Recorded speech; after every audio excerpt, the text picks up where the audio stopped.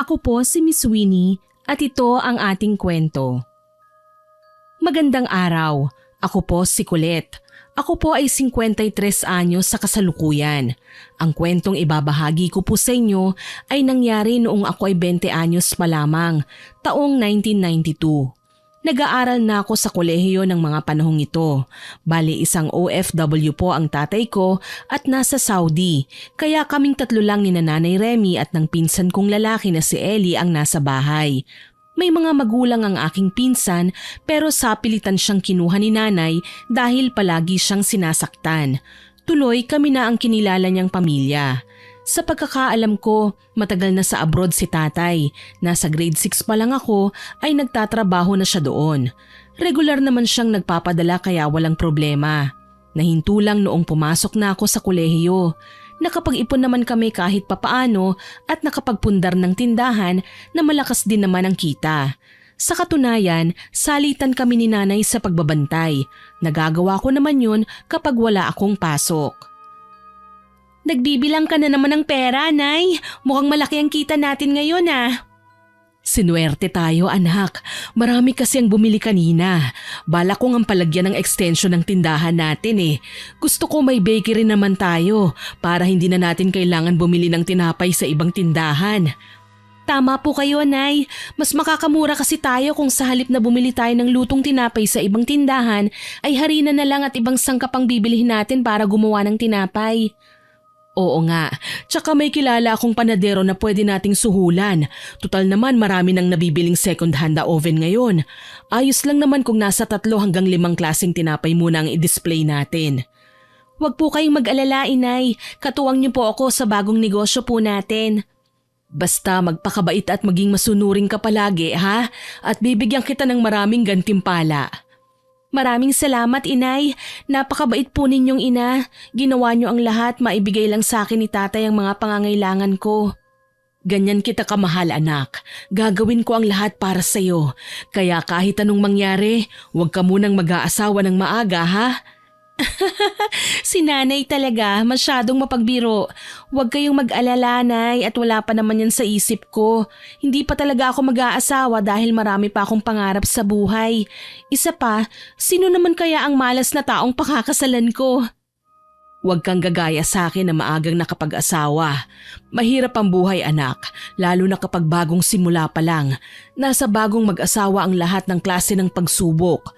Tukso, sakit at pighati. Kaya kailangan matatag tayo para matutunan natin ang pasikot-sikot sa buhay. Tatandaan ko po, Nanay.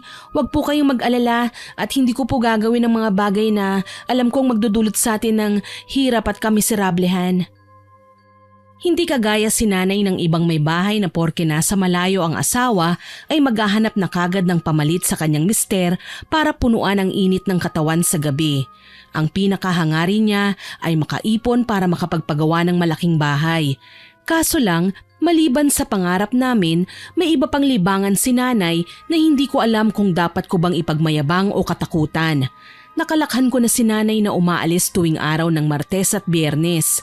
Kapag uuwi naman siya kinahapunan, masaya at kontento. Na para bang may ginagawa siyang mahalagang trabaho na hindi dapat ipagpaliban. Nang magdalaga ako, mas lalo itong naging madalas, dahilan para maging matanong ako. Nay, bakit palagi kayong umaalis tuwing Martes at Biyernes? Napansin ko kasi halos lingguhan na lang kung mawala kayo sa bahay. Maging ang tindahan ay binibili nyo na lang lagi kay Ellie. Anak, huwag ka ng maraming tanong. Ang Martes at Biyernes ay mahalaga sa buhay ko. Sa mga araw na yun lang ako nagiging masaya, kaya huwag ka ng maraming tanong, ha? Basta ang tatandaan mo, maayos lang ako at walang problema. Nag-aalala lang po kasi ko sa inyo eh. Palagi na lang kayong umaalis. Minsan pa ginagabi na kayo at gumagamit pa rin kayo ng itim na kandila sa altar. Nakakatakot na po kayo ah. Tsaka kahit po sabihin nyo na walang problema, hindi nyo po maiaalis sa akin ang magtanong. Huwag mo na lang kasi kung pansinin, anak. Ang mabuti pa, asikasuhin mo na lang yung pag-aaral mo. Alam ko naman na marami kang exams. Kailangan matataas ang gradong makukuha mo. Sayang naman kasi, nasimulan mo nang tumanggap ng mga medalya nung nakaraan kung sasablay ka lang ngayon. Pasensya na po, Inay. Hindi ko lang po kasi maiwasang magtaka eh. Alam nyo na, medyo nag-aalala po ako kapag umaalis kayo. Marami pa namang napapabalita ngayon na hindi maganda. Katulad na lang ng holdapan dyan sa kabilang kanto. Hindi pa nakontento ang mga masasamang loob. Sinaksak pa nila ang kawawang ginang na inagawa nila ng pera. Anak, wala kang dapat na ipag-alala sa akin patungkol dyan. Kaya ko ang sarili ko. Hindi ako mapapahamak. Nay naman. Sige na, aalis pa ako. Huwag ka ng maraming usisa at baka mahuli ako. Ang tindahan, huwag niyong pababayaan, ha? Wala akong nagawa kundi ang hayaan na lamang si Nanay sa pag-alis sa kabila ng katotohanang nasa 3:00 na ng hapon. Kung susumahin, magtatagal na naman siya ng mga 6 na oras. Wala na akong papasukang subject sa hapon dahil tuwing Biyernes hanggang 12:00 ng tanghali lang ako sa eskwelahan. Dahil hindi talaga ako mapalagay, sinarado ko ang tindahan at sinundan ko si Nanay. Naglakad siya papunta sa kabilang kalye at sumakay ng jeep. Ako man ay sumakay din dahil alam ko na ang ruta ng sinakyan niya. Sa kabilang barangay ito huminto kaya hindi na ako nag-aksaya ng panahon. Kaagad din akong bumaba at palihim na sinundan si Nanay. Naglakad pa siya ng ilang mga bloke, palingon-lingon sa pinanggalingan hanggang sa tuluyan na nga siyang kumatok sa isang kulay pink na bahay. Ano naman kaya ang ginagawa ni Nanay sa bahay na yan? Ngayon lang ako nakapunta dito at sobrang hindi talaga ako mapakali. Ate Kulit! Ellie, anong ginagawa mo rito? Akala ko ba nasa klase ka ngayon? Pasensya na po ate kung nagulat kita. Taga rito kasi ang kaklase ko na kagrupo ko sa project. Katatapos lang po namin eh. Nag-aabang na nga sana ako ng jeep pauwi nang makita kita. Ano po bang ginagawa mo rito? Shh! Huwag kang maingay. Sinusundan ko si Nanay eh. Mamaya niyan mahuli niya tayo. Ha? Nandito po si auntie? Nasaan? Pupunta siya sa kantong yon. Halika samahan mo ko. Bilisan mong maglakad at baka mawala siya sa paningin natin. Ate, bakit kailangan mo pa magtago? Kung sumama ka na lang kaya ng lantaran kay auntie para hindi ka na mahirapan. Hindi pwede. Gusto mo ba talagang mapagalitan tayo? Hindi nga niya alam na sinusundan ko siya eh. Ano bang meron sa bahay na pinasukan niya? Ngayon ko lang nakita si auntie na nagpunta sa lugar na to. May kaibigan kaya siya rito? Bakit hindi natin kilala? Hindi ko nga alam eh. Nahihiwagaan na ako sa mga lakad ni Nanay kaya kinailangan ko siyang sundan. Hindi ako mapalagay. Di sundan po natin si auntie para malaman natin kung ano ba talaga ang ginagawa niya. Halika, bilisan mo. Kahit kinakabahan, lumapit kami sa kulay pink na bahay. Napapalibutan man ang buong paligid ng mga halaman bilang bakod, malaya naman kaming nakapasok dahil nasa tabi ito ng kalsada at madali naming nalapitan ang kanilang dingding. Swerte naman na narinig ko ang boses ni Nanay sa bandang kinatatayuan ko. Itinapat ko kagad ang aking tenga at nakinig sa pinag-uusapan ni Nanay at ng kausap niya. Kailangan nating planuhing maayos ang pagmamaniobra sa ating panibagong biktima. Sa pagkakataong ito, ikaw ang magsasagawa ng orasyon. Kahit nagkasakit naman sila, mas mabuti. Ibig sabihin lang nun ay tagumpay ang ating binabalak laban sa kanila. Sayang naman ang sweldo natin kung papalpak tayo. Masusunod man ang Rona. Oras na maisagawa ko ang orasyon, magkakasakit na rin kagad sila. Kaya kung pwede, subukan mo na lang silang lituhin para wag nang lumapit pa sa ibang albularyo. Kailangan sa inyo pa rin sila magpapagamot. Sige, sisimulan ko ng kolektahin ang mga gamit na pinakukuha mo. Bigyan mo ako ng oras at hindi madali manguha ng mga mahalagang bagay na yon. Sana makuha mo kagad ang mga yun. Kung pwede at posibleng makakuha ka ng buhok, kuko o kahit nalaway nila, gawin nyo na rin. Ayoko kasi na may mga sumabit pa sa ating trabaho, kagaya nung nangyari nung una. Buong kamag-anak ba ang bibigyan mo ng karamdaman, ha Remy? Bukod sa kanila, may nag-abot pa kasi sa akin kanina ng listahan. Kailangan ko lang malaman kung isahan lang ba nating tatrabahuhin ito. Kumpirmado manang Rona, may mga pangalan kasing binigay sa akin ng ating kliyente. Buong pamilya maliban sa mga bata. Buwanan lang daw ang itatagal ng pagdurusa ng bawat isa sa kanila. Kapag nagkasakit na ang padre de pamilya, isusunod naman nila ang ilaw ng tahanan. Tapos ang mga kaanak na nakatira din sa nasabing tahanan at ang mga anak nilang dalaga't binata. Ang hindi na lang natin isasama ay ang 2 bata na ayaw nang saktan ng kliyente dahil bata naman daw at wala pang muwang. Habang pinakikinggan ko ang kanilang pinag-uusapan, hindi ko maiwasang kabahan at kilabutan. Talagang naghahanap sila ng paraan para makaagrabyado sa kapwa. Yun ang naging pag-intindi ko. Kaya naman kabadong lumayo ako sa dingding para sumagap ng hangin. Barang, yan ang gawain sa pagkakaintindi ko ay nais na gawin ni nanay sa kanyang mga binanggit kanina. Pero bakit? Hindi ko siya kailanman nakitang nakipagsagutan. Sa pagkakaalam ko, mabait si nanay at ganun din ang mga tao sa kanya. Si Ellie naman, panay ang hanap ng mapapatungang kahoy para makasilip sa may bintana. Naiiritang sinaway ko siya. Ellie, ano ba? Huwag ka nang sumilip. Mamaya makita ka ni nanay. Malaman niyang sinundan natin siya ay mapapagalitan pa tayo. Hindi ko po kasi makita yung mukha ng kausap niya, ate. Nagbabaka sakali lang ako na makilala ko. Nag-iisip ka ba? Paano kapag nahuli tayo? Halika na nga, umalis na tayo. Kailangan mauna tayo kay nanay sa bahay. Sinarado ko lang ang tindahan. Saglit lang kasi, ate. Ay basta, hayaan na natin si nanay dyan. Mamaya na lang ako makikipag-usap sa kanya. Halika na. Bakit po kasi kailangan pang magalit ni auntie? Malay natin, tatawa lang siya kapag nakita tayo dito. O pwede naman po nating sabihin na sinurpresa lang natin siya. Baka tayo pang masurpresa oras na maabutan niya tayo rito. Alam mo namang masakit kumurot ng singit si nanay. Sige, umuwi na po tayo. Bumalik kaagad kami sa kalsada at pinara ang paparating na jeep. Habang nakaupo sa loob ng sasakyan, paulit-ulit na nanunumbalik sa aking diwa ang mga pinag-usapan ni nanay at ng kung sino mang kasama niya. Kailangan kong sabihin sa kanya ang nasa isipan ko. Hindi ko kayang makita ang aking ina na may inaagrabyadong iba. Masama kasi ang binabalak niya. Matyaga ko nga siyang hinintay hanggang sa makauwi si nanay bandang 11:30 ng gabi. Sinalubong ko siya at tinadtad ng tanong pero nairita lang siya sa akin. Nay, gabi ka na yata ng husto. San ba kayo nanggaling? Kanina ko pa kayo hinihintay eh. Bakit gising ka pa? Dapat natutulog ka na ngayon ah. Huwag mo na akong iniisip. Kumain na ako sa labas. Nay, nag-aalala po ako sa inyo eh. Hindi ako makatulog. Ano bang ginagawa nyo at natagalan kayo sa pinuntahan nyo? Akala ko nga kung ano na nangyari sa inyo eh. Colette, wag mo na akong simulan ha. Ayokong sagutin ang mga tanong mong yan. Naiirita ako. Isa pa, pagod ako dahil marami akong ginawa kanina. Nasaid na ang lakas ko at nais ko ng matulog. Daig nyo pang talunan sa sugal kung magalit sa mga pag-uusisa ko. San ba kasi kayo galing? Magtapat nga kayo sa akin, inay. Ano ba?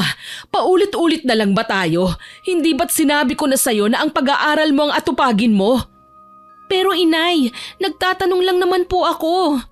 Tumahimik ka. Wala akong balak na pakinggan ang anumang sasabihin mo. Sige na, matulog ka na. Sinundan ko ng tingin si Nanay Remy nang tunguhin niya ang ref at kumuha ng malamig na tubig sa pitsil tsaka nagsalin sa baso at uminom.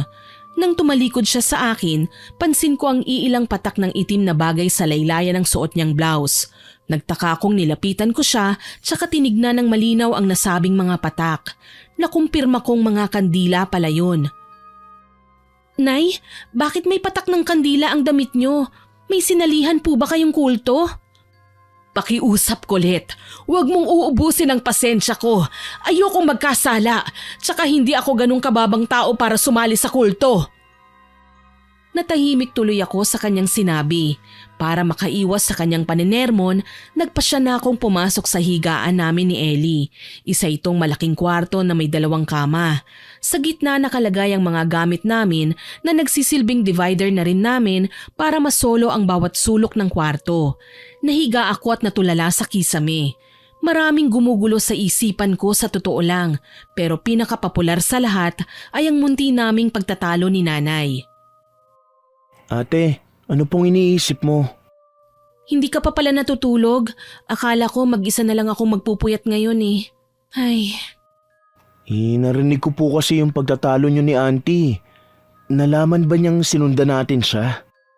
hindi naman niya nalaman. Kaso lang nagalit siya sa akin nang kulitin ko siya tungkol sa ginagawa niya sa tuwing umaalis siya. Huwag mo na po kasing tanungin si Auntie. Alam naman natin ang ginawa niya eh. Hintayin na lang natin siya magtapat ng kusa. O kung hindi naman, maghanap na lang tayo ng ebidensya. Yun na nga ang gagawin ko eh. Para na rin matahimik na ako. Para kasing kinakabahan ako kay nanay eh. Pwede naman kitang tulungan, ate. Mahahalata tayo ni nanay kapag pareho tayong mag-iimbestiga. Ako na lang muna, tapos ikaw ang magbabantay sa kanya. Sakali man na may mapansin kang kakaiba kay nanay, pwede mo akong sabihan. Sige po, ate. Ako nang bahala dun. Salamat naman kung ganon. Nang araw na yon, muling umalis si nanay. Sinamantala ko ang pagkakataon para pumasok sa kanyang kwarto. Si Ellie naman ang nagbabantay. Pareho kaming walang pasok ng araw na yon. Sabado kasi at may kanya-kanyang toka ng gawaing nakatakda naming gawin. Habang nagsisibak ng kahoy si Ellie sa bakuran, ako naman ang naglilinis ng kwarto ni nanay. Pero habang ginagawa ko yun, pasimple kong hinahalungkat ang kanyang mga gamit. Masinop kong inisa-isa ang mga yon hanggang sa hindi ko sinasadyang makita ang isang kahon na naglalaman ng kasuklam-suklam na bagay. May mga karayom, mga manika at itim na kandila. May larawan ng mga sulat kamay ng pangalan ng tao. Akala ko nakakatakot na ang nakita ko. Ngunit nanikip ang dibdib ko nang malamang may nakatagong parte ng kahon sa ilalim ang hindi sinasadyang nahugot ko. Kung saan nakita ko ang larawan ni tatay kasama ang isang hindi ko nakikilalang babae. Naghahalikan sila at mukhang malalim na rin ang pinagsamahan. May mga patak ng dugo at itim na kandila ang mukha ni tatay at ng babae. Malamang pati sila hindi nakaligtas sa lagim na hatid ng kakayahan ni nanay. Diyos ko, ano ba talaga ang pinagagagawa ni nanay? Bakit kailangan masama dito si tatay? Ate, nandyan na po si Auntie. Halika na at baka mahuli ka niya. Sige, lalabas na ako. Teka, magwawalis na lang ako para kunwari katatapos ko lang sa paglilinis ng kwarto niya. Bilisan mo at papasok na siya sa bakuran. Oo na, sige at salubungin mo na siya. Marahas kong pinahid ang luhang pumatak sa aking mga mata. Alam kong maraming dapat ipaliwanag sa akin si nanay. Ang sa akin lang, oras na ba para magtanong ako? Bakit niya tinago ang tungkol sa mga bagay na nakita ko? May babae pa ang tatay ko? Niloloko niya lang kami? Bakit kailangan pang idaan ni nanay sa barang? Hindi ba pwedeng tumawag na lang siya ng pulis at ireklamo silang dalawa? Anak, nandito ka pala. Mukhang napagdiskitahan mo na namang linisin ang kwarto ko ah. Sinabi ko naman sa'yo, hindi ba? Ako na ang bahala rito. Sayang naman ang oras kung maglilinis ka pa. Pwede namang ako na lang. Opo nanay, pasensya na po. Nainip lang po kasi ako dahil hindi ako makapag-concentrate sa pag-aaral. Naisip ko, linisin ko ang kwarto nyo. Nagbabakasakali ako na ma-memorize sa mga pinag-aralan naming lectures sa eskwelahan. Ayos lang anak. Natutuwa nga ako eh. Napakasipag mong bata. Hindi ka tulad ni... Nino, inay? Naku, wala anak. Pasensya na. Nagkamali lang ako. Sige na. Pumunta ka muna sa kusina. May binili akong kakanin. Kumain muna kayo ni Ellie. Magbibihis lang ako. Sige po, inay. Sunod po kayo ah. Huwag kang mag-alala at susunod ako. Sige na, mauna na kayo. Tumalima ako sa kanyang sinabi. Pagdating sa kusina, naabutan ko si Ellie na abala sa paglalabas ng kubyertos na gagamitin namin. Nang mapatingin naman ako sa mesa, 3 klase ng biniling ulam ang naroroon. Tinadtad na lechon, initlugang talong at sinigang. May bilao ding sari-saring kakanin ang nakalagay. Mukhang piyesta. Nanalo ba si nanay? Ha? Nanalo saan? Malay mo baka sumugal o kung ano man.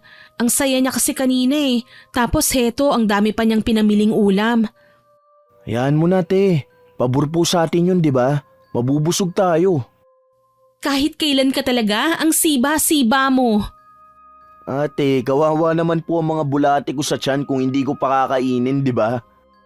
Puro kakalokohan. Baka mamaya pati grades na matanggap mo mula sa guro, kalokohan na rin ha? Ay naku ate, tatanda ka na maaga niyan kapag palagi kang seryoso. Magbiro ka naman minsan, tumawa. Kung kaya ko lang sanang gawin yung sinasabi mo.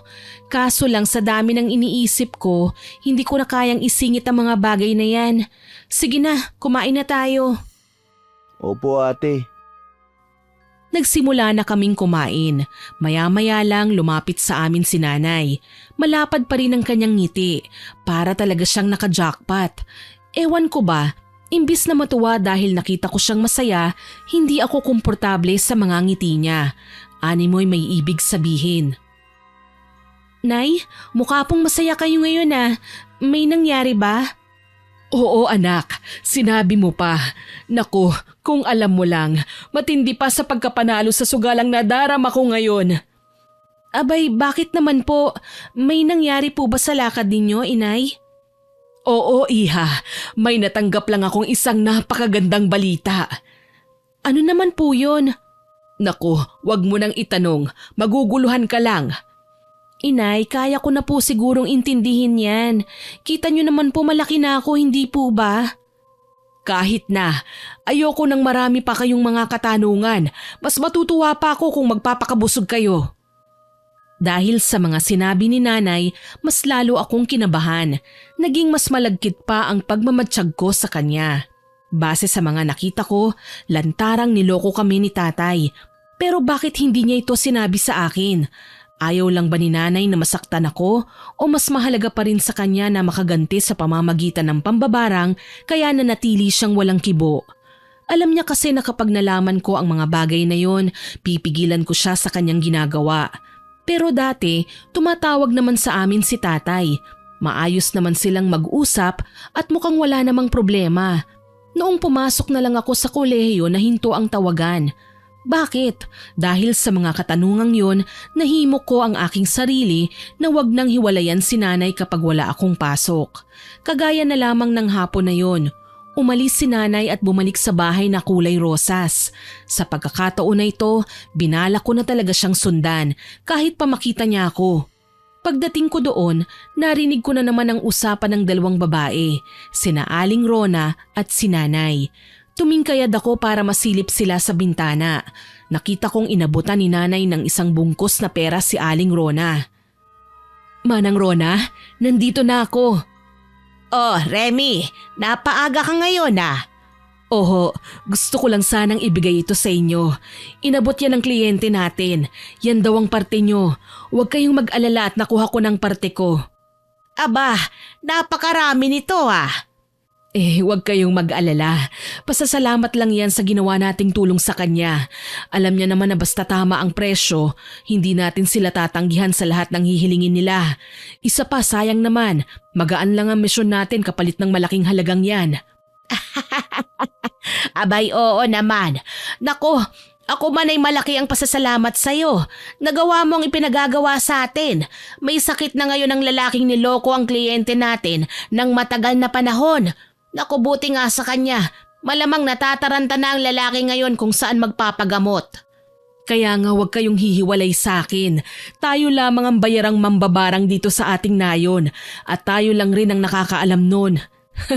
Ang nakakatawa pa, nagpapagamot sila sa inyo pero ang hindi nila alam, pinalalala nyo lang ang karamdaman na naibigay ko. Huwag kang maingay, masyadong malakas ang boses mo. Mamaya may makarinig sa atin. Alam mo na, kailangan maging maingat tayo. At sino naman ang pwedeng makarinig sa atin, Manang Rona? Takot naman ang mga tsismosa na mabarang ko. Nag-alala ako sa aking narinig. May binarang na naman si nanay. Hindi ako inosente sa mga bagay na yon pero kinakabahan ako. Sino ang mga taong sinaktan niya? Ano ang kanilang mga atraso? Nanlulumo akong umuwi sa aming tahanan. Hindi ko siya magawang kumprontahin. Pagkababa ko ng jeep, nakasalubong ko si Mang Romulo, ang kilalang albularyo sa aming lugar. Mukha siyang pagod at sinadya pa akong salubungin sa kalsada. Oh, Colette, iha, saan ka galing?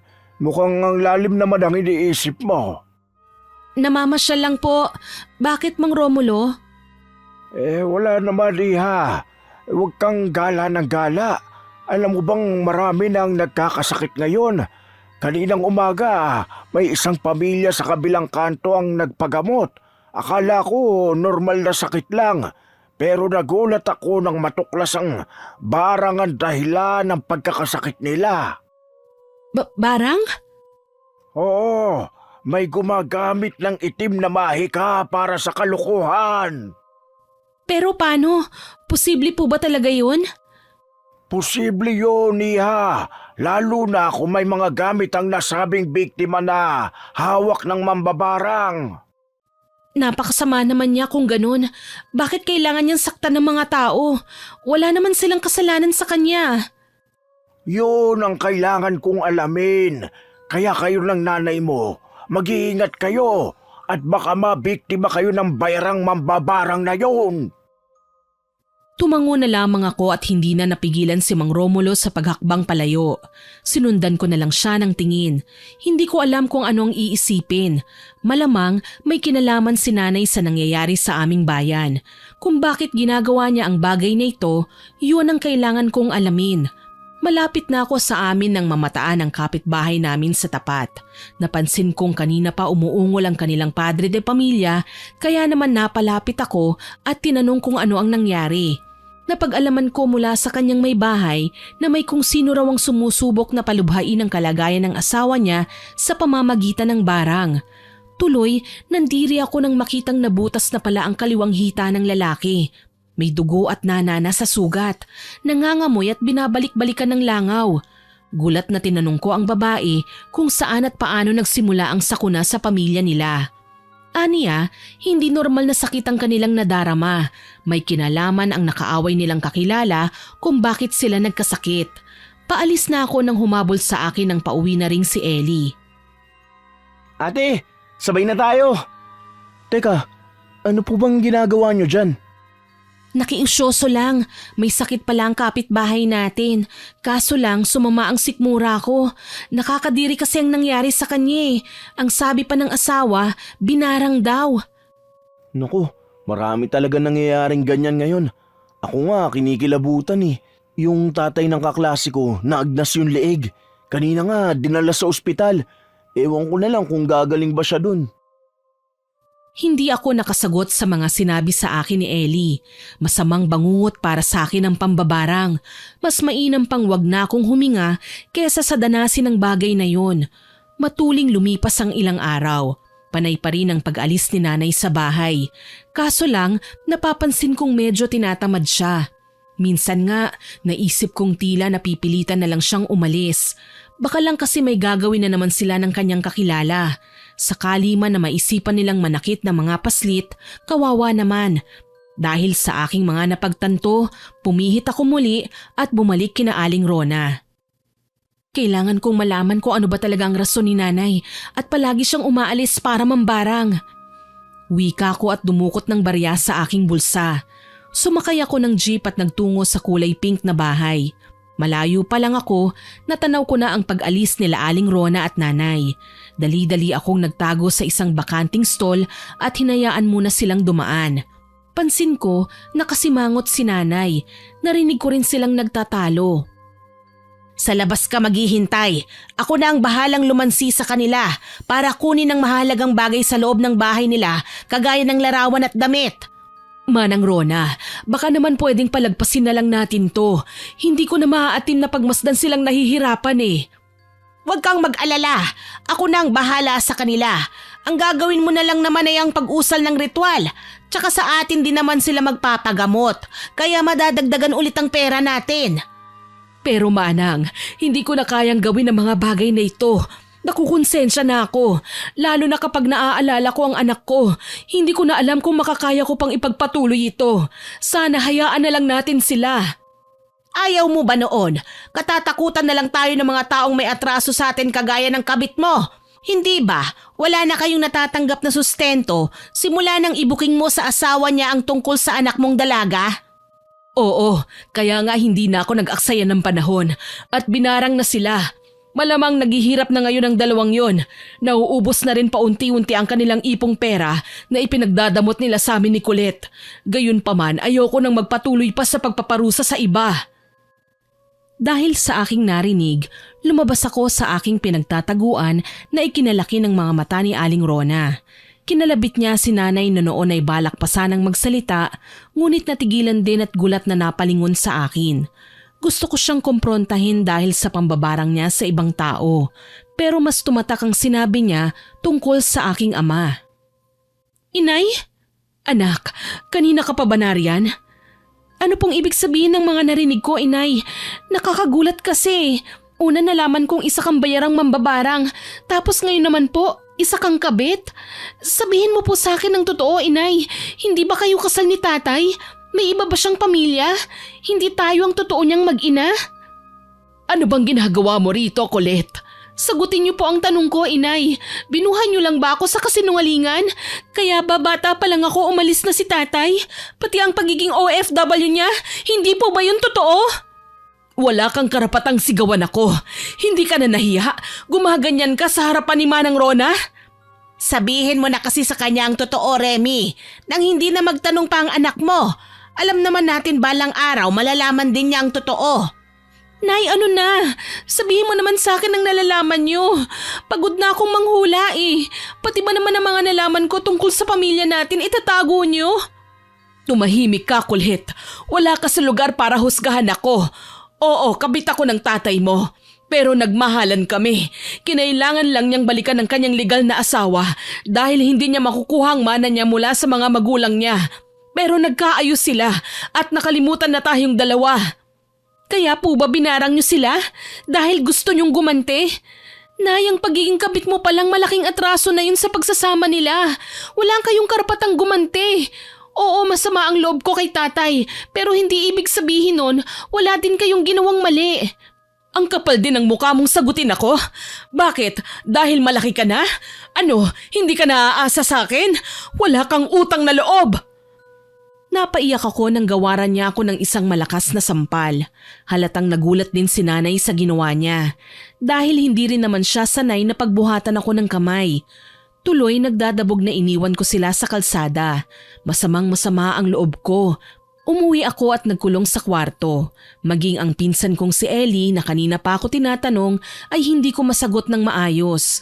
Kapag napag-usapan namin si nanay, naiiyak ako. Gayunpaman, sinasagot ko na lang siya sa abot ng aking makakaya para naman wag magtampo sa akin si Ellie.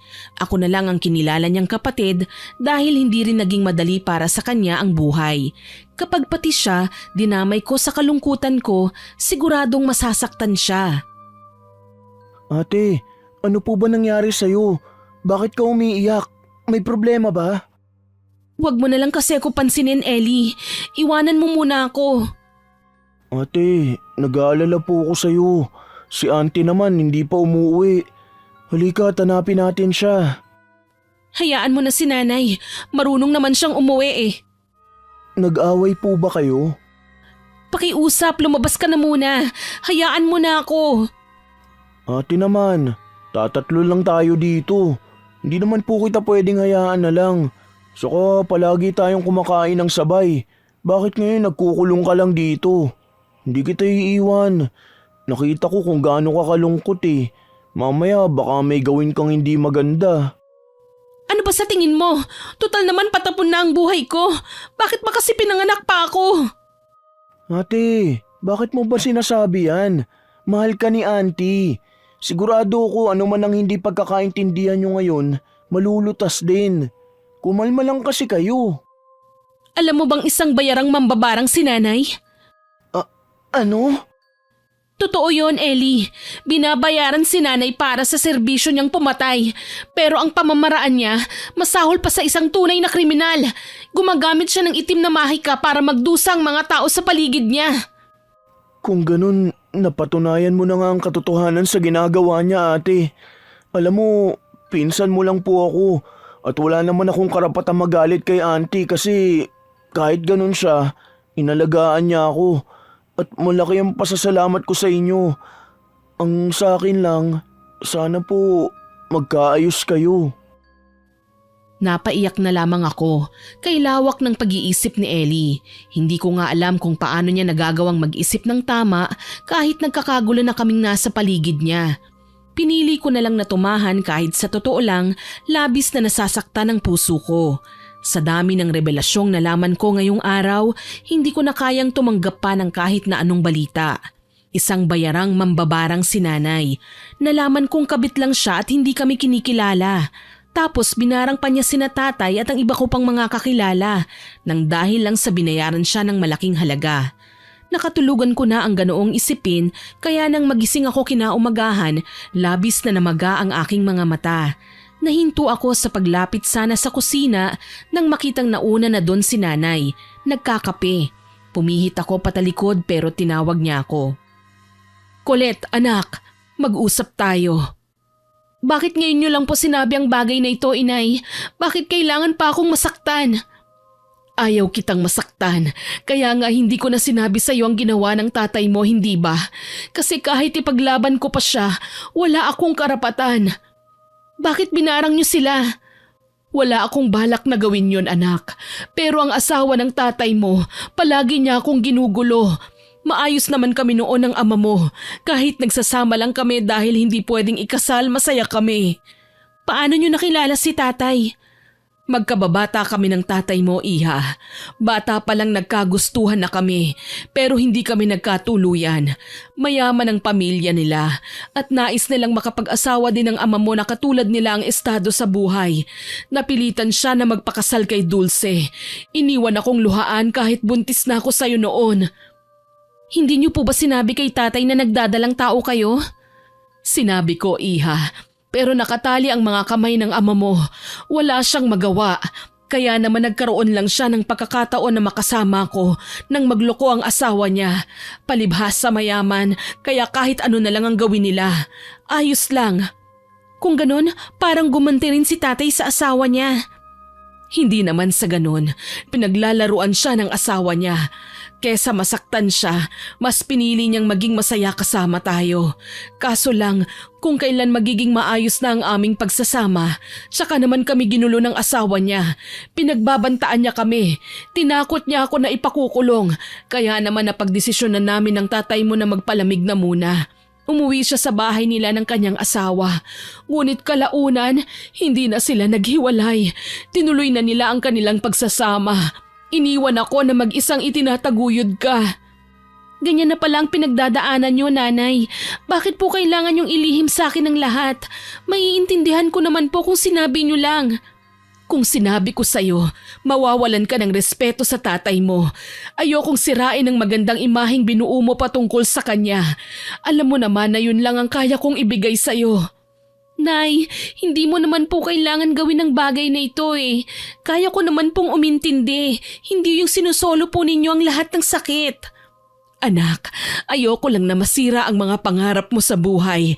Kapag nalaman mo ang problemang matagal ko nang tinatago, sa tingin mo ba hindi maapektuhan ang pag-aaral mo?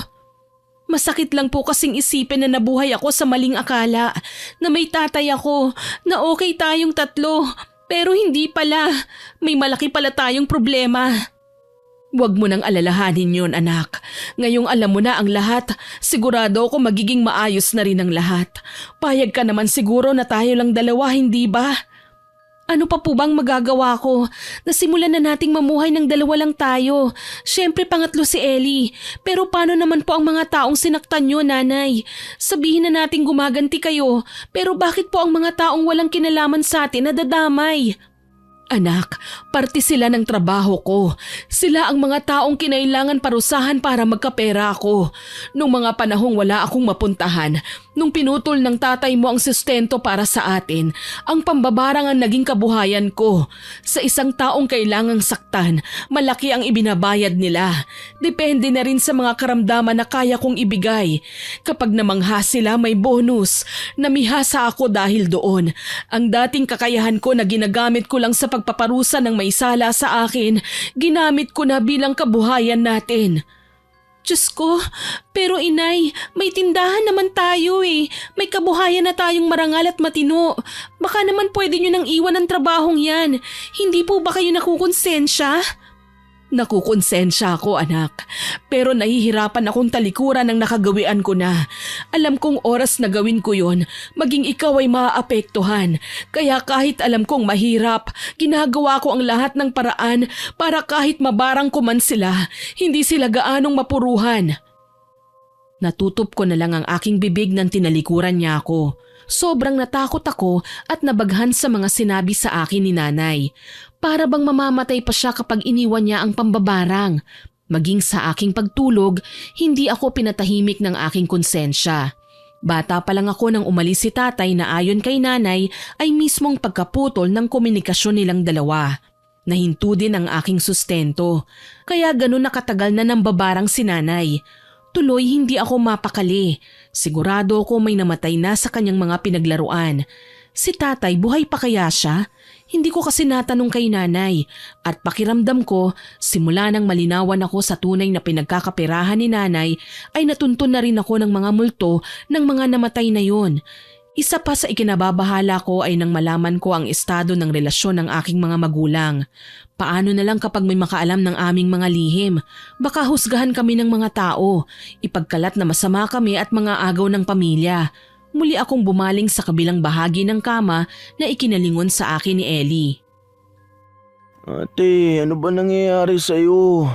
Bakit po hindi ka mapakali? Hindi ako makatulog sa'yo eh. May exam pa naman ako bukas. Pasensya ka na, Ellie. Hindi talaga kasi ako makatulog eh. May problema ka ba, ate? Pwede mo namang sabihin sa akin. Baka sakaling may masabi ako na makatulong. Siguradong hindi ka rin makakatulog sa sasabihin ko. Ano ba yun? Alam mo ba kung ano pang ibang pinag-usapan namin ni nanay? Tungkol sa nakaraan niya. Ipinagtapat niya sa akin na kabit lang siya ni tatay, na kami ang una niyang minahal pero hindi kami ang kanyang pinili. Ha? Ang saklap naman. Ewan ko ba, nakakapanlumo ang ginawa ni nanay, pero hindi ko naman siya masisisi. Nasaktan si nanay at pinaasa, inabandon na pa kaming mag-ina. Sa totoo lang, ang hirap tanggapin na matagal na pala akong itinakwil ng aking ama. Pareho pala tayo, ate. Buti nga, nariyan kayo at binigyan ako ng pagkakataon na magbagong buhay. Kung nagkataong hindi ako kinuha ni auntie sa mga abusado kong magulang, malamang napahamak na ako. Alam mo ba kung ano ang nakapagpaiyak sa akin kanina? Yun ay ang hayaan si nanay na purihin ko si tatay sa kabila ng mga pagkakamali niya. Hindi niya sinabi sa akin na iniwan na kami ni tatay dahil gusto niya buo at matibay ang paghanga ko sa aking ama na walang makakasira nun. Galit siya sa lagay na yan pero pinairal pa rin ni nanay ang kabutihan ng kanyang puso. Kaya nga po sa halip na pagalitan mo si auntie, intindihin na lang po natin siya.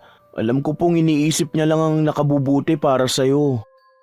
Wala na ako doon, pero ang pinag-aalala ko lang ay ang mga taong sinaktan niya. Masama ang mambarang. Paano niya naaatim na pagkapirahan ng kakayahan niya? Bumuntong hininga si Ellie at napailing. Kagaya ko, wala rin siyang masabi. Sa paglipas ng mga araw, nagpatuloy pa rin si nanay sa kanyang mga gawain. Naging abala naman ako sa klase dahil malapit na akong magtapos. Kaya madalas gabi na ako makauwi sa bahay. Isang araw, nakasakay ako sa jeep pauwi ng may pumarang mag-asawa.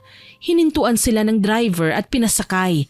Halos lahat kaming nauunang pasahero ay napatakip ng ilong nang makita naming iika-ika ang lalaking kasama ng ginang. Napag-alaman namin na may malaking bukol sa likod niya at namamaga. Nakabalot yun ng benda dahil hindi raw maawat ang nana sa pamamasa sa likuran niya. Batid kong nailang ang mga tao sa loob ng jeep. Kanya-kanyang lihis ng tingin at takip ng kanilang mga ilong. Ako naman, napatitig sa kanilang dalawa. Hindi nakatiis na tinanong ko ang matanda kung ano ang nangyari sa asawa niya. Ni hindi man lang siya natakot na magsalita at ibahagi ang pagdurusa ng kanyang mister. Binarang raw ang lalaki at kinailangan nilang makita ang manggagamot na si Aling Rona. Bago pa man ako makapagtanong, bumaba na sila sa dapat nilang hintuan at tinungo na ang kulay pink na bahay sa di kalayuan. Pagdating sa bahay, naabutan ko si nanay na hinahalo ang mga sangkap para sa niluluto niyang biko. Nay, Nariyan ka na pala anak. Ano, kumusta ang universidad? Ayos lang naman po, inay. Nalampasan ko rin ang hirap ng mga questionnaire. Kayo po, kamusta kayo rito? Hayun, kalalabas ko lang ng kwarto nyo. May lagnat si Ellie. Kinailangan ko siyang subuan dahil ayaw kumain. Biglaan naman po yata ang pagkakalagnat niya. Baka dahil lang sa init ng panahon. Alam mo na, sobrang init sa umaga. Pagsapit naman sa gabi, sobrang lamig. At mahamog pa na nagiging kadalasang dahilan ng sipon at trangkaso. Sa bagay, tama po kayo. Ang mabuti pa, ipacheck up na lang natin si Ellie. Wag muna. Titignan muna natin kung lalala pa ba ang lagnat niya. Kapag grumabe ang sama ng pakiramdam niya, tsaka natin dalhin sa doktor. Ano? Hihintayin pa po nating lumala. Kung ayaw niyo po sa doktor, subukan natin kay Aling Rona. Narinig ko dun sa mga kasama kong pasahero kanina, manggagamot pala siya. Naitampal ni nanay ang kanyang kamay sa ulo na para bang nakarinig ng hindi kapanipaniwalang balita. Mas lalong hindi natin siya dapat dalhin kay Manang Rona. Palabas lang ang lahat, anak. Hindi ko po maintindihan. Magkakutsaba kami ni Manang Rona. Ako ang babarang, siya ang gagamot. Pero ang totoo niyan, mambabarang din siya kagaya ko. Nagkunwari lang siyang manggagamot para mas mapalala ang sitwasyon ng mga taong kami rin ang bumarang.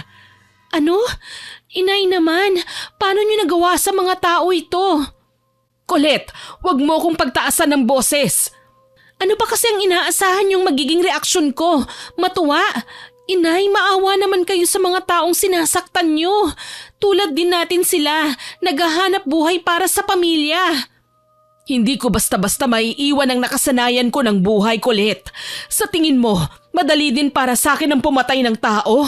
Lubog na ako sa kasalanan at kapag sapilitan mo kong iaahon, maaagnas na ako. Nay, wag mo naman po akong bigyan ng kasabihan kasi nasa tunay na tayong laban. Kung kakalimutan nyo lang ang ginagawa nyo at iiwasan ng gawin pa itong muli, makakaahon kayo ng hindi mawawasak ang pagkatao nyo. Nasasabi mo lang yan kasi hindi mo ako maintindihan. Umiyak ako at pilit na iniisip kung bakit hirap na hirap si nanay na iwan ang kanyang mga gawain. Natatakot pa siya kay Aling Rona o ayaw niya lang mawalan ng mapagkakakitaan. Dahil sa muli naming hindi pagkakaunawaan, patago akong umalis ng gabing yun. Pumunta ako sa bahay ni Aling Rona at napangiti ng mapagtantong walang tao. Hindi ko alam kung saan nagpunta si Aling Rona pero sigurado ko na mamaya pa siya uuwi. Sakto naman na may bintanang naiwang bukas at doon ako dumaan. Ito ang unang pagkakataong nakatapak ako sa bahay niya. Kung suswertihin nga naman, kahit nakalak ang main door ay hindi naman sarado ang mga pinto sa bawat kwarto. Inisa-isa ko ang mga silid at hinalungkat ang mga laman. Sa ikatlong kwarto ko nakita ang isang malaking altar na may rebulto ng animoy sinasamba nilang demonyo. Nakahud ang rebulto at may sungay. Sa paanan nito, nakalagay ang isang bungo na may nakasiksik na mga binilot na papel. Inisa-isa ko yun sa paghugot mula sa butas. May mga pangalan. Ilan sa kanila, pamilyar ako at may iba na sadyang mga kilalang pangalan sa lipunan. Hindi ko maiwasang panindigan ng balahibo nang makita ko ang ilan sa mga pangalan na may kalakip pang sulat na pwedeng pagdusahan niyang karamdaman. Marami pa sana akong gustong halungkatin. Kaso lang, narinig ko ang boses ni Aling Rona. Aba, anong ginagawa ng anak ni Remy sa lugar na ito? Aling Rona, magpapaliwanag po ako. Siguro gusto mong malaman kung talaga bang pinapatay ng nanay mo ang mga binabarang niya, ano? Bakit? Marami na po ba siyang nabiktima? Sa sobrang dami, baka malunod na siya, iha. Huwag ka mag-alala. Magkaibigan naman kami ni Remy. Hindi ko sasabihin sa kanya na nagtungo ka rito. Pero hindi ka na sana nagpunta. Alam mo bang maraming mga mata ang mainit sa amin ngayon? Bakit naman po?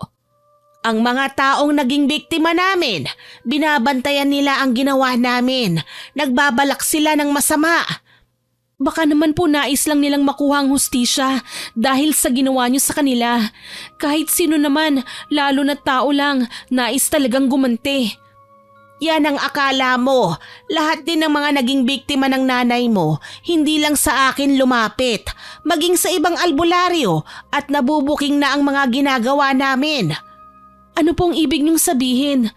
Nakikita ko sa aking diwa na isa sa amin ng nanay mo ang mamamatay. Kukuyugin kami ng mga tao at nakikita kong ikaw ang magdadala sa kanila sa amin. At kapag nagpatuloy ka sa iyong kuryosidad, baka magsisi ka sa huli kapag hindi ka nakinig sa akin. Kahit na may manugis man sa inyo o wala, mali pa rin ang ginagawa niyo. Gusto ko lang na ilayo si nanay sa mga kaguluhang ito. Kalimutan na niya ang mga nangyari at nanakit sa kanya noon. Wala pong magagawang mabuti ang pagnanais na gumanti sa kapwa. Kahit ano pa ang idahilan mo, isa lang ang masasabi ko. Oras na magkagipitan, kahit magkaibigan kami ng nanay mo ay nakahanda akong kalimutan yon. Mailigtas lang ang buhay ko. Ang lakas naman po ng loob niyong sabihin sa akin yan. Akala niyo ba hindi ako maghahanap ng paraan para mailigtas ang nanay ko?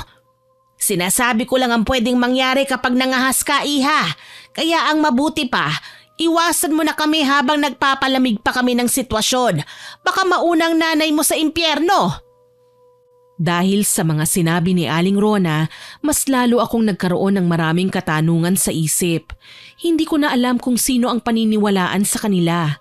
Alam kong nambabarang si nanay at ipinagtapat nga niya sa akin na pinagkakapirahan niya ito.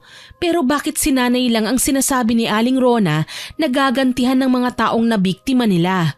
Tuloy patago kong sinadya si Mang Romulo sa bahay niya kinaumagahan kasama si Ellie. Mabuti na lang at normal na sipon at sakit na ulo lang ang dahilan ng kanyang lagnat. Naabutan namin ng matanda na abala sa pagdidikdik ng halamang gamot at tinitipo ng katas nito. Magandang araw po, Mang Romulo. Magandang araw po. Oh, Kulet, Ellie, napadalaw kayo. Oo nga po pasensya na po sa abala. Kailangan ko lang po kayo sanang makausap. Maupo kayo. Tungkol saan ba ito? Tungkol po sana kay nanay Ano ba nangyari kay Remy? Gusto ko po sana siyang ipatawas, gamit lamang ang kanyang pangalan. Kaya niyo po bang gawin yun? Kailangan kong malaman ng mga bagay-bagay. Naghahanap po ako ng kasagutan sa aking mga katanungan Gusto ko pong malaman ang totoo dahil wala po akong makuhanan ng matinong sagot.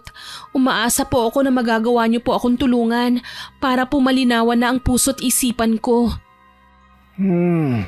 Mukhang seryoso nga yung nais mong ipakiusap sa akin. Seryoso po talaga si ate, Mang Romulo. Sa katunayan, hindi na po siya nakakatulog na maayos. Kung ganon, tutulungan kita, Iha. Sa abot ng aking makakaya. Pero kailangan mo munang ikwento sa akin ang lahat. Nagsimula lang po ito nang mapansin ko si nanay na umaalis tuwing araw ng Martes at Biyernes. Sinundan ko siya at nalaman na nagpupunta siya sa bahay ni Aling Rona na isang huwad na manggagamot para magsagawa ng ritual ng pambabarang. Aba, mukhang interesante yan O sige, ipagpatuloy mo. Nalaman ko po na mga bayaran silang mambabarang. Ibig kong sabihin, may mga kliyenteng nagbabayad po sa kanila para ipabarang ang mga nais nilang gantihan. Mga taong may atraso sa kanila. Nagkumprontahan na po kami ni nanay at sinabing nung una, ginusto lang daw niyang gumanti sa tatay ko. Pero ngayon may nagbabayad sa kanila ng malaking halaga. Namihasa na si nanay kaya pinagpatuloy nila ito hanggang ngayon. Kaso lang pakiwari ko po, natatablan si nanay ng pangungonsensya ko at hindi lang niya magawang kumalas. Pumikit si Mang Romulo at nagsimulang umusal ng mga orasyon. Mabilis ang pagkakabigkas niya ng mga banyagang salita. Maya-maya pa, dumilat si Mang Romulo at nanlalaki ang mga matang hinarap kami ni Ellie. Ay, Panginoon ko! Patawarin mo po ang ina ni Kulet! Bakit po, Mang Romulo? Nakakatakot naman po kayo. Bigla na lang kayong sumisigaw. Nakikinita ako sa aking diwa ang lahat ng mga nangyari, Iha. Si Rona, siya ang kumonsinti sa nanay mo na pasukin ang pambabarang nang iwanan kayo ng ama mo. Nagtuloy-tuloy na yon hanggang sa magawa na niyang kasanayan ng ganitong hanap buhay. Isang araw, dinala ni Rona ang nanay mo sa kanyang bahay at sa pilitang inialay ang sarili sa rebultong sinasamba ni Rona. Dito na nagkaroon ng mas malakas na kapangyarihan para gumamit ng itim na kapangyarihan ng nanay mo. Pero hindi ito nagustuhan ni Rona. Naging mas malakas pa sa kanya si Remy. Kung ganun po, anong kailangan kong gawin? Kailangan mong sunugin ang mga ginagamit ng nanay mo, Iha. Kahit anong pakiusap ang gawin mo sa kanya, hindi na niya kontrolado ang kanyang sarili. Siya ang kinokontrol ng kapangyarihan. Kusa siyang tatawagin ng demonyo para mambarang ng kahit na sino. Kahit na ikaw. Kaya po pala hindi niya magawang iwanan ng pambabarang. Hindi ako papayag na masira ang buhay ni nanay ng dahil lang sa barang. Paano naman po si Aling Rona? Kailangan ninyong mag-ingat sa kanya, Iha. Kung ano-ano na lang ang pwede niyang sabihin sa inyo. Malis lang ang tunay niyang hangarin na may alay ang nanay mo sa dyablo. Sa pamamagitan niyon, maaangkin ni Rona ang kanyang kapangyarihan na matagal na niyang ninanais na maangkin. Kung ganun ate, hindi na tayo dapat magsayang pa ng panahon. Umuwi na tayo para maidispatcha ang mga gamit ni auntie sa pangungulam. Humayo kayo. Huwag kayong magtitiwala sa kahit na anong sasabihin ni Rona. Mang Romulo, paano po kapag napalaban kami? Sakali mang mahirapan kami sa misyon na kailangan naming gawin. Huwag kayong matatakot. Sakali mang mahirapan kayo, puntahan ninyo ako dito. Malalaman ko kaagad kung anong dahilan at hindi siya matalo-talo. Nagmadali kami sa pag-uwi ni Ellie. Iniwanan lang namin si nanay at ang paalam ko ay mamamasyal lang sa plaza. Hindi ko na sinabing pupunta kami sa bahay ni Mang Romulo dahil alam kong pipigilan niya kami. Pagdating sa bahay, nakaramdam ako ng kakaibang presensya. Narinig kong bumubulong si nanay. Tila ba may kaaway? Kaagad ko siyang pinuntahan sa kanyang kwarto. Nay? Anak, bakit? Sino po ang kaaway ninyo? Kaaway? Wala naman anak. Wala akong kaaway. Bakit mo naman naitanong yan? Narinig ko po kasi kayo eh. Huwag kang mag-alala anak. Wala akong kaaway. Imposible ring mangyari ang sinasabi mo. Pero iwan mo na muna ako. Masama ang aking pakiramdam at kailangan kong mapag-isa. Aniya na hindi ko alam kung susundin ko ba o hindi. Gayunpaman, mas pinili ko na lamang na tumalima sa kanyang sinabi. Baka lang kasi talagang masama ang kanyang pakiramdam. Nakikita ko pa naman na maputla siya at bahagyang nanginginig. Sinabi ko nga na kumain na siya ngunit wala siyang gana. Nang makalabas ako sa kanyang silid, sinalubong ako ni Ellie. Ate, ano na? Kinakabahan ako, Ellie. May kakaiba kay nanay na hindi ko mawari kung ano. Tila totoo ang sinasabi ni Mang Romulo tungkol kay nanay.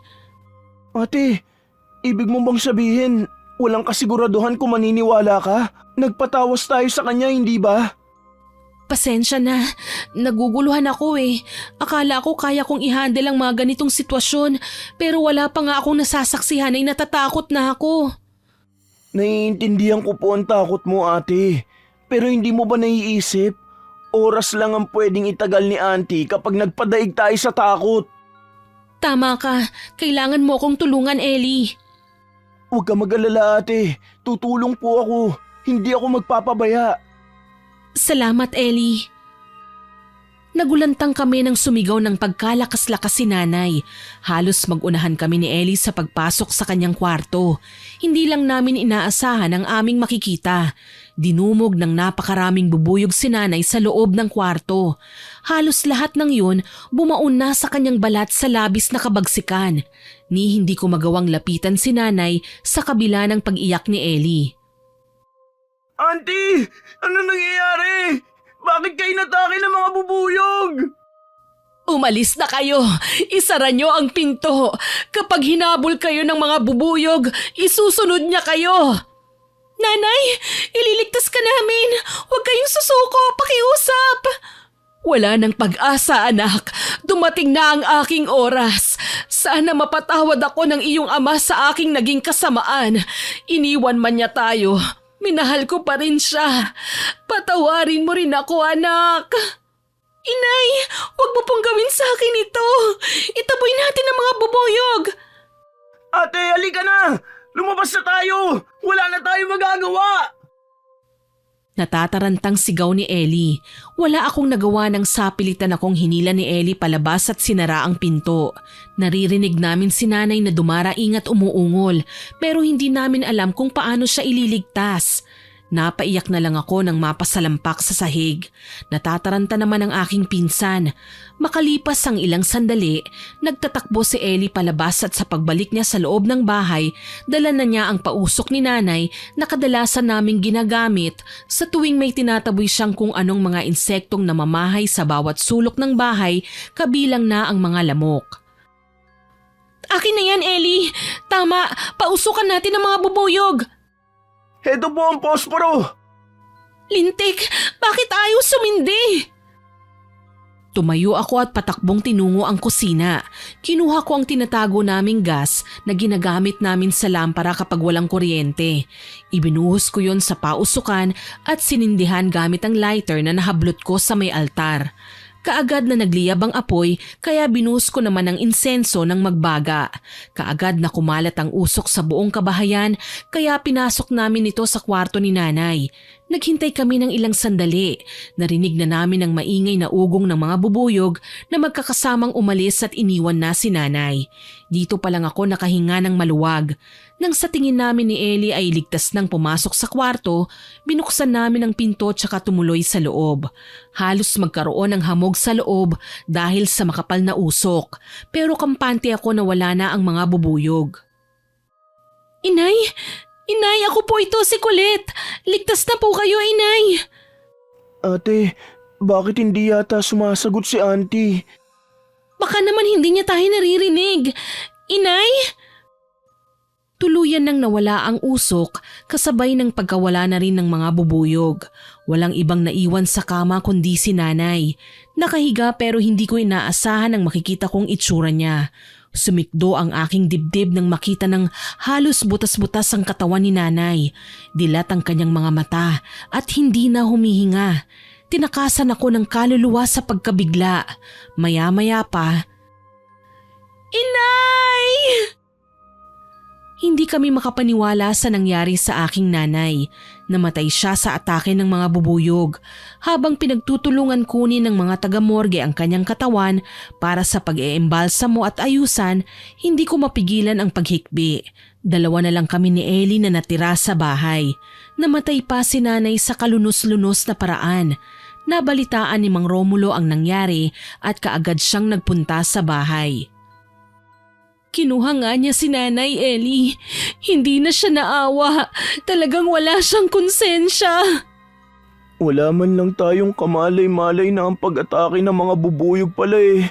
Parte na rin ng kapangyarihan nila. Hindi ko sila mapapatawad. Gaganti ako. Wag! Hindi ka dapat gumanti dahil ang sagalit ka, iha. Kailangan mong gawin ang bagay na ito. Dahil yun ang nararapat. Niloko niya si nanay.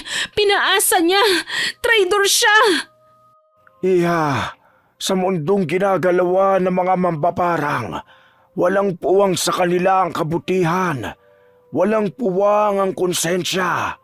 At kapag sa tingin nila ay hindi na nila mapapakinabangan ang taong ginusto nilang magsagawa ng trabaho para sa kanila, sila mismo ang papatay sa kanya. Sabihin niyo po sa akin, Mang Romulo, ano ang dapat kong gawin? Kailangan kong makuha ang hustisya para kay nanay. Makakamit mo ang hustisya, iha. Pero kailangan mong magpakatatag. Lalabanan natin ang mambabarang na nagtraidor sa nanay mo. Si Aling Rona, siya lang naman ang kasamahan ni nanay na isa ring bayaran ng mambabarang. Kailangan siyang magbayad. Ate, kumalma ka. Natatanaw ko si Aling Rona. Papalapit na siya rito.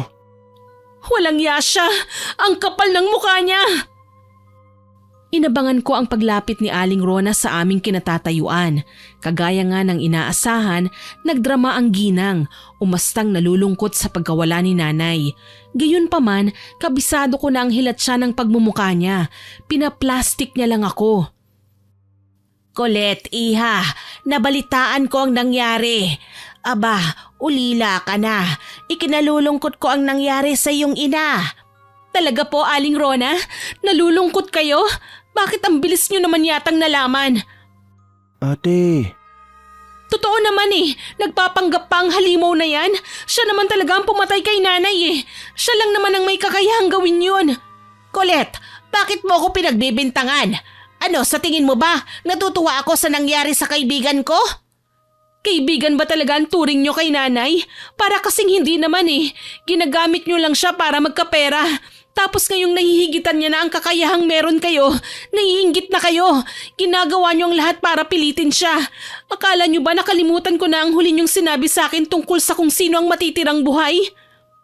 Aba, ingat ka sa mga binibitawan mong salita, iha. Hindi ko na nagugustuhan ang mga paratang mo sa akin. Nahihibang na ho ba kayo? Hindi ko kayo pinagbibintangan. Sinasabi ko lang ang katotohanan.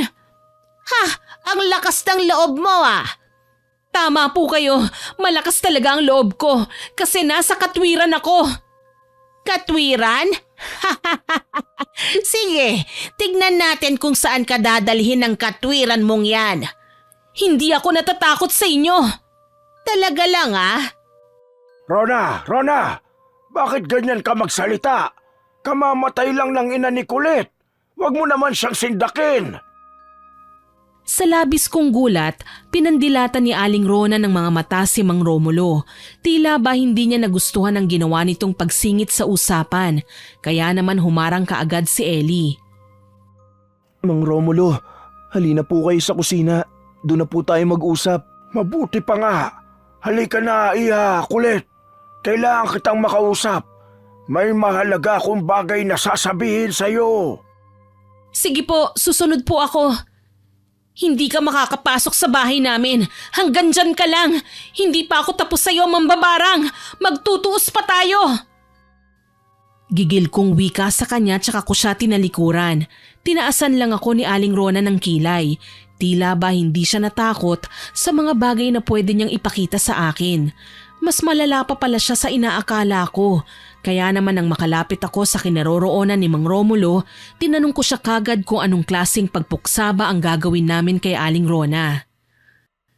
Kailangan na pong matapos ang kasamaan niya habang kaya pa natin siyang labanan, Mang Romulo. Tama ka dyan, iha. Hindi naman na tayo mahihirapan. Kailangan lang natin siyang makorner para masunog ang lahat ng mga gamit niya sa pambabarang. Sa pagkakataong iyon, mababawasan na ang kapangyarihan niya. Maging ang kanyang kakayahan na mambarang ay papalpak kapag isinama ninyo sa wawasaki ng rebulto na palaging dinadasalan ni Rona. Huwag po kayong mag-alala, Mang Romulo. Hindi na namin patatagalin pa ang bagay na ito. Gagawin namin ang lahat, matalo lang namin si Aling Rona. Gustong-gusto ko na talaga siyang magbayad sa kanyang mga kasalanan. May ibibigay akong pangontra para sa inyo ni Ellie. Iniabot niya sa akin ang 2 bagong gawang pulseras. Namangha ako dahil nagawang magbigay ni Mang Romulo ng mahalagang bagay sa amin. Proteksyon daw namin yon sa mga masasamang nilalang. Kailangan ninyong isuot yan nang sa gayon, hindi kayo tabla ng kahit na anong klaseng barang pang igawad sa inyo ni Rona. Bawat bulong niya ay maghahatid lang ng karma sa buhay niya hanggang sa tuluyan na nga siyang magdusa. Salamat po, Mang Romulo. Tatanawin kong isang malaking utang na loob ang tulong na binigay niyo sa amin. Mabuting tao naman ang nanay mo, Colette. Namatay man siya ngayon. Pinagdarasal ko na sana bigyan siya ng ikalawang pagkakataon para makita ang kagandahan ng mundo. Hindi man bilang Remy kundi bilang ibang tao. Isang bagong silang na nilalang. Normal at walang iniisip na iba kundi ang kabutihan para sa lahat. Huwag po kayong mag-alala at hindi ko po kayo bibiguin. Gagawin ko po ang lahat. Maging maayos lang ang pagbabalik namin. Basta, wag na kayong mag-alala. Ako nang bahala rito. Huwag ninyong kalilimutang sunugin ang lahat ng kagamitan ng mga mambabarang. Gagawin po namin, Mang Romulo. Naiwan nga ang butihing albularyo sa aming bahay. Siya ang nag-asikaso sa lamay ni nanay. Kami naman ni Ellie, binabagtas ang daan papunta sa bahay ni Aling Rona. 1 galon na gasolina lang ang dala namin. Pero titiyakin ko namang masusunog ang lahat ng mahalagang bagay na ginagamit nila sa kasamaan. Kailangan pa ba nating pumasok sa loob, ate? Oo, kailangan. Nasa loob ang mga mahalagang gamit nila sa pambabarang. Uubusin natin ang lahat ng yun. Sige po. Mauuna na akong pumasok. Sa likuran lang kita. Gagawin ko po. Pumasok kami sa likod ng bahay. Natuwa ako dahil bukas na naman ang isa sa mga bintana. Masyadong kampante si Aling Rona na hindi ko siya magagawang balikan. Ayun nga lang, nakapasok kami ng matiwasay at nagawang sunugin ang mga gamit nila sa pambabarang. Sa ganoong tagpo kami naabutan ng gulat na si Aling Rona. Maging ang perang kinita niya mula sa pambabarang ay sinunog din namin. Wala kaming tinira. Ngumiti ako ng kay pait. Kahit minsan hindi ko hinalo sa aming munting negosyo ang perang kinita ni nanay sa pambabarang. Sa katunayan, kasama nito ang pera ni Aling Rona at kitang-kita ko ang sabay nilang pagkakaupos. Walang yaka! Pinakialaman mo ang gamit ko! Oo naman, ang lagay ba ikaw lang ang mangunguha ng gamit ng iba? Mamamatay ka na ngayon, Aling Rona! Hindi ako mamamatay! Matibay ako at malakas! Diyan kayo nagkakamali! Gayon na lang ang pag-atungal ni Aling Rona nang maging ang kanyang rebulto ay binasag namin at sinunog. Sa isang iglap, nawala siya sa tamang katinuan. Bigla na lang siyang tatawa, mamaya ay iiyak na naman at magwawala. Tuluyan na siyang nabaliw dahil sa pagnanais niyang maging isang malakas na uri ng mambabarang, ngunit tila bumaligtad na sa kanya ang kapalaran. Tinatamasa na niya ang karma niya, kaya naman tuluyan na siyang ikinulong sa mental hospital at hindi na hinayaan pang makalabas. Nagpasalamat naman ako kay Mang Romulo dahil tinulungan niya kami sa lahat. Nakamit din ni nanay ang hustisya, sa wakas. Tama ka, ate. Kaso lang po, nag-aalala ako. Bakit naman? Wala na po si auntie. Inampun niyo ko dahil sa kanya. Ngayong wala na siya, wala na akong karapatang manatili. Hay nako, ibig mo bang sabihin iiwan mo rin ako? Hindi ba at nakababata ng kapatid ang turing ko sa'yo? Ibig mo po bang sabihin dyan, hindi mo ko paaalisin? Bakit naman kita paaalisin? Ang OA mo Magbihis ka na nga lang doon at gagala tayo. Naging maayos din ang buhay namin mula noon. Namatay man si nanay, tiniyak namin na hindi mabubura ang kabutihan niya sa puso. Ang mga binarang niya pala ay hindi naman talaga tunay na pinatay. Sa halip, ang kanilang mga kliyente lang ang pinagkaperahan ni nanay at sa ngayon ay patay na rin dahil sila mismo ang binarang ni nanay bago pa man siya sumakabilang buhay. May isinagawa na pala siyang ritual noon na kaagad na magkakaroon ng epekto kapag siya na ang namatay. Nanatili si Aling Rona sa mental hanggang sa mamatay siya noong 2003. Pinatay siya ng kapwa baliw sa pamamagitan ng pagsaksak ng kutsara sa kanyang lalamunan. Tuluyan na nga niyang naranasan ang pait ng karma bilang isang bayarang mambabarang. Sarili niyang konsensya ang kumitil sa buhay niya. Hindi na po ako nakapag-asawa.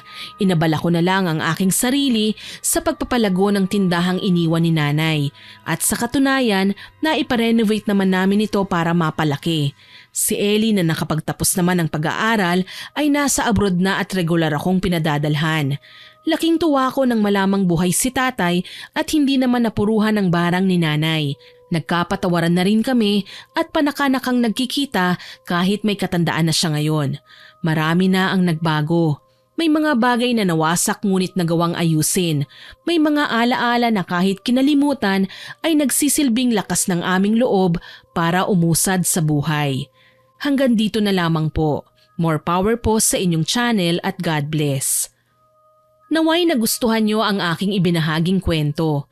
Hanggang sa muli, ako po si Miss Winnie na nagpapasalamat sa inyong pakikinig.